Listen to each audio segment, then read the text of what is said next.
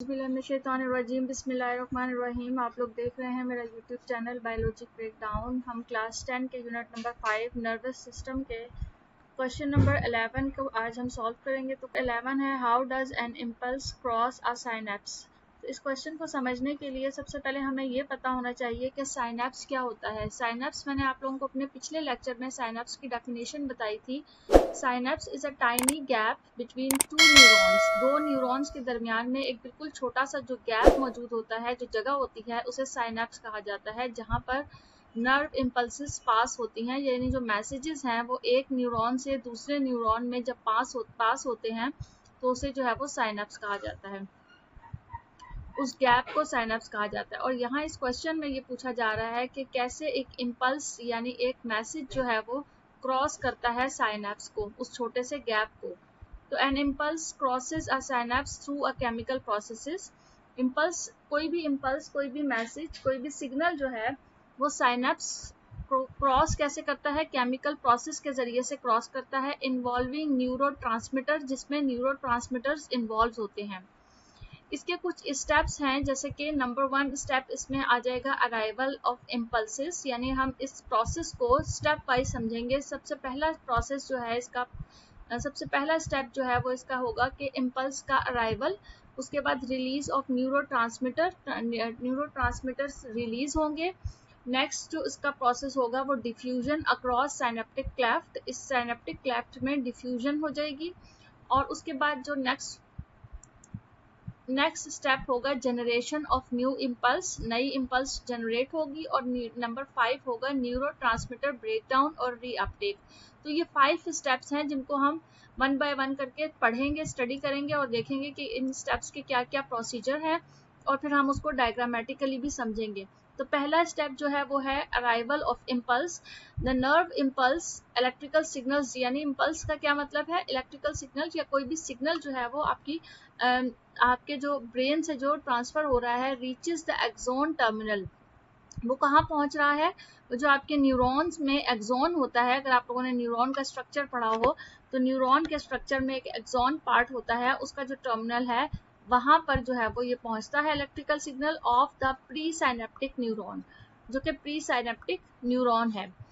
Release of neurotransmitter, जब ये electrical signal axon terminal पर यानी प्री साइनेप्टिक न्यूरॉन्स पर पहुंच जाता है तो न्यूरोट्रांसमीटर जो है वो रिलीज होते हैं। The impulse trigger synaptic vesicles, impulse यानी जो सिग्नल्स हैं, इलेक्ट्रिकल सिग्नल्स जो है वो एक्टिवेट करेंगे साइनेप्टिक वेसिकल्स को कि वो न्यूरोट्रांसमीटर रिलीज करें। न्यूरोट्रांसमीटर्स क्या हैं? न्यूरोट्रांसमीटर डिफरेंट किस्म के केमिकल्स होते हैं, जैसे एसिटाइलोकोलाइन वगैरह।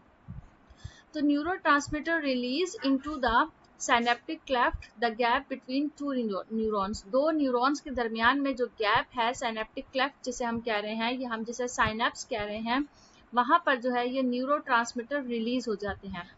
यहाँ तक सेकंड स्टेप है। सेकंड स्टेप के बाद जो थर्ड स्टेप आता है वो डिफ्यूजन का प्रोसेस होता है, डिफ्यूजन अक्रॉस साइनेप्टिक क्लेफ्ट। अब इस साइनेप्टिक क्लेफ्ट के अक्रॉस, यानी जब उस सिग्नल ने अगले न्यूरॉन के पास जाना है तो वहां पर जो है वो डिफ्यूजन का प्रोसेस होता है। The neurotransmitter diffuse across the cleft, neurotransmitter जो है वो डिफ्यूज होते हैं इस क्लेफ्ट के across and bind to receptor site, और रिसेप्टर साइट्स पर बाइंड हो जाते हैं on the membrane of post synaptic neuron.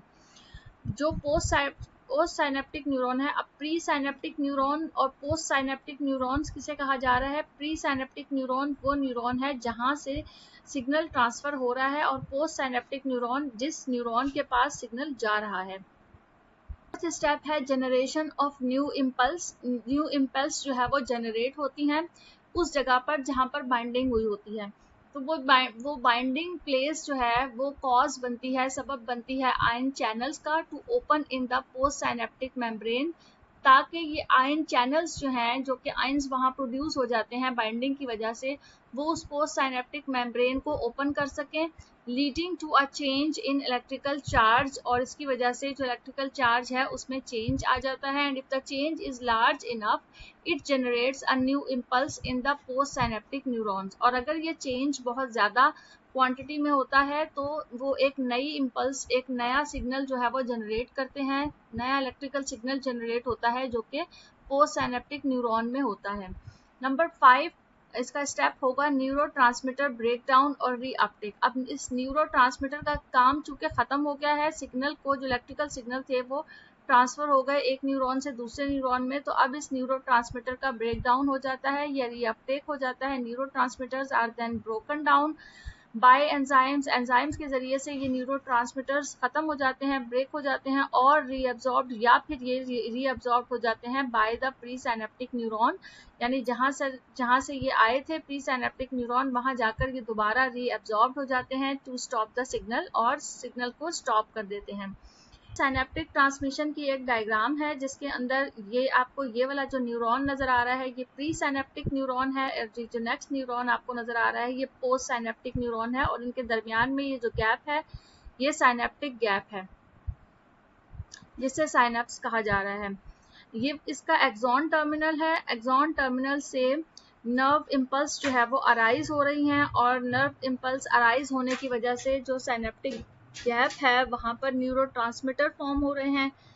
ये न्यूरोट्रांसमीटर जब नेक्स्ट जो एक्सॉन है उसकी मेम्ब्रेन के पास जाते हैं तो वहां पर जो है वो डिफ्यूजन का प्रोसेस होता है, आयंस बनते हैं, और ये आयन जो है वो इस मेम्ब्रेन को जो नेक्स्ट न्यूरॉन की जो मेम्ब्रेन है उसको ब्रेक करते हैं, और इस तरह से ये सिग्नल जो है वो अगले न्यूरॉन में जो नेक्स्ट न्यूरॉन है उसमें पहुंच जाता है, यानी जिसे पोस्ट साइनेप्टिक न्यूरॉन कहा जाता है। उसके बाद पोस्ट साइनेप्टिक न्यूरॉन में जो प्रोसीजर होना होता है वो होने के बाद वो जो न्यूरोट्रांसमीटर बने थे वो न्यूरोट्रांसमीटर जो है वो या रीअब्सॉर्ब हो जाते हैं या फिर जो है वो उनकी ब्रेकिंग हो जाती है। तो ये पूरा साइनेप्टिक ट्रांसमिशन का एक प्रोसेस है जो हमने डायग्रामेटिकली भी समझ लिया है और आपको स्टेप वाइज भी जो है वो समझा दिया गया है। क्वेश्चन नंबर 12 है व्हाट एक्शंस और change do neurotransmitter transmit to the target site. अब ये जो एक्शन ये जो न्यूरोट्रांसमीटर्स का ट्रांसमिट होना है वो क्या एक्शन परफॉर्म करता है टारगेट साइट के ऊपर। तो transmitters transmit a chemical signals that causes a change in the electrical activity.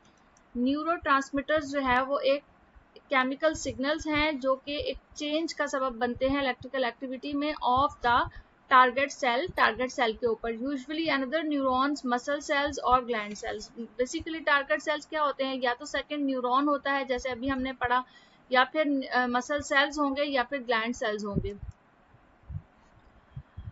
इसका प्रोसीजर क्या होगा कि generate a new nerve impulse in neurons, neurotransmitters causes ion channels on the target neurons membrane to open leading to a change in voltage that can trigger a new electrical impulse. Step wise अगर हम इसका process देखें तो number 1 cause muscles contraction. सबसे पहले जो है वो मसल कॉन्ट्रैक्शन होगी। Muscles contraction at a neuromuscular junctions, neurotransmitters like acetylcholine trigger muscle cells to contract. Neuromuscular junction के ऊपर जो न्यूरोट्रांसमीटर्स होते हैं वो मसल सेल्स को ट्रिगर करते हैं ताकि वो कॉन्ट्रैक्ट हो सके।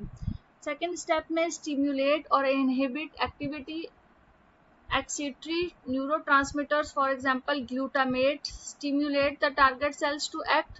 ग्लूटामेट जो है वो एक न्यूरोट्रांसमीटर है जो कि टारगेट सेल को स्टिम्युलेट करता है एक्ट करने के लिए, काम करने के लिए। इनहिबिटरी न्यूरोट्रांसमीटर्स हैं जो जैसे कि GAB है, ये prevent the target cells from firing and impulse. ये वाले जो न्यूरोट्रांसमीटर्स हैं ये प्रिवेंट करते हैं, टारगेट सेल्स को बचाते हैं फ्रॉम फायरिंग एंड इम्पल्स। किसी भी सिग्नल से जो है वो कोई भी इलेक्ट्रिकल सिग्नल जो है वो उससे उसको प्रिवेंट कर रहे होते हैं। Trigger gland secretions, neurotransmitters can signal gland cells to release hormones और एंजाइम्स। और इसके बाद थर्ड स्टेप्स में ये जो ग्लैंड सिक्रीशंस है ये न्यूरोट्रांसमीटर्स जो है वो उसको ग्लैंड सेल्स को सिग्नल करते हैं कि हार्मोन्स रिलीज हो या फिर जो है वो एंजाइम्स रिलीज हो। यूनिट नंबर 5 के 2 क्वेश्चंस थे, क्वेश्चन नंबर 11 और क्वेश्चन नंबर 12। नेक्स्ट जितने भी क्वेश्चंस हैं उनके लिए साथ रहिएगा इसी यूट्यूब चैनल पर। Thank you so much. Allah Hafiz.